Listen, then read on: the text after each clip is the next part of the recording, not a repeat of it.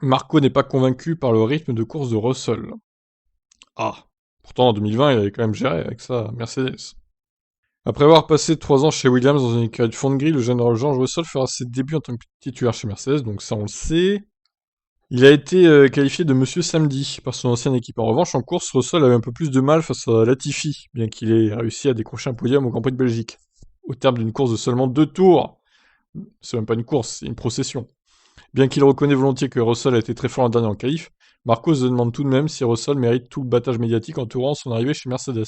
Nous devons voir maintenant ce que Russell fera chez Mercedes donc, et si les éloges qu'il a reçus sont justifiés. Je demande à voir ça, il n'y a aucune discussion en qualif.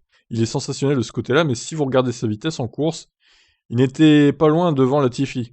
En réalité, ce n'est pas la... Alors ça dépend des courses hein, quand même. Hein. Certaines courses, oui, Latifi était pas trop loin de lui, mais il y a d'autres courses, il a éclaté quand même. En réalité, ce n'est pas la première fois que Marco remet en question les performances de Russell, puisque l'an dernier déjà, lorsqu'on lui a demandé si l'arrivée du Britannique chez Mercedes pouvait profiter à Red Bull, il avait répondu: faudra d'abord voir à quel point il est vraiment rapide. S'il peut égaler les vitesses de Hamilton, ça pourrait effectivement être un avantage pour nous. Expliquait Marco, insistant sur le fait qu'un combat entre les deux pilotes profiterait à Red Bull. L'équipe Mercedes présentera sa nouvelle monoplace le 18 février, ça on le sait.